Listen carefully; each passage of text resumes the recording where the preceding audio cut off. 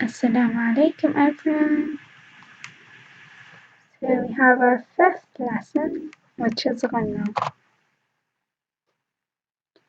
Now does that sound familiar? You're right. We mentioned it in the Makhraj lesson. Its Makhraj is the nasal passage. Did you remember it? So, what is Ghunnah? Ghunnah is a quality or sifa of the letters Noon and Mim. It is most prominent when they are accompanied by shadda. Most prominent when they have shadda, it is there all the time, no matter what Noon and Mim have. So let's have a quick recap on what shadda is, in case you didn't remember. Shadda indicates that the letter is doubled, so it consists of two letters, the first with a sukoon and the second with a specified tashkeel. So let's look at an example. Wadda. Wadda. You hear that? Wadda. There are two dals. So here, wadda, it consists of two dals. The first dal has a sukoon, wad, and the second dal has a fatha, da. So wadda, wadda, wadda. So the first D represents the sukoon and then the DA represents the fatha. So that was shadda. So now let's go back to Ghunnah. Ghunnah is a sound that comes out of the nose. It's held for 2 counts in the case of shadda. 2 counts just means 1, 2. When it's not shadda, it is there but it's not long. You can't really count it.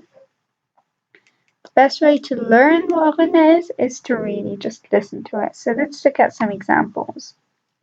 First, let's see examples with noon. So inna, inna. You hear that sound? This is Ghunnah. It's held for 2 counts. So inna, that was 1, 2. Inna, not inna.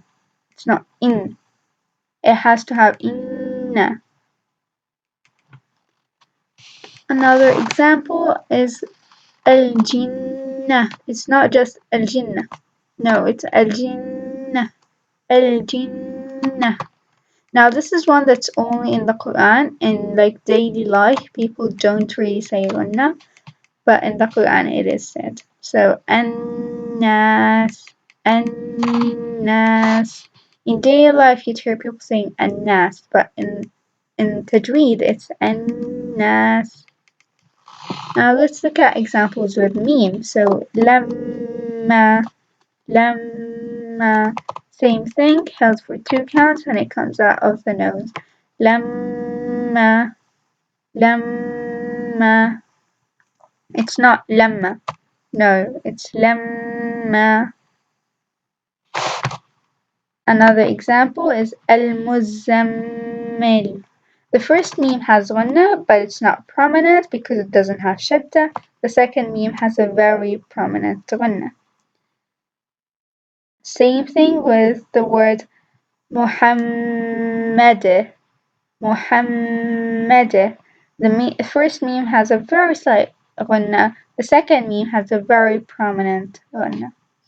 That was quite a short lesson, but I hope you found it useful.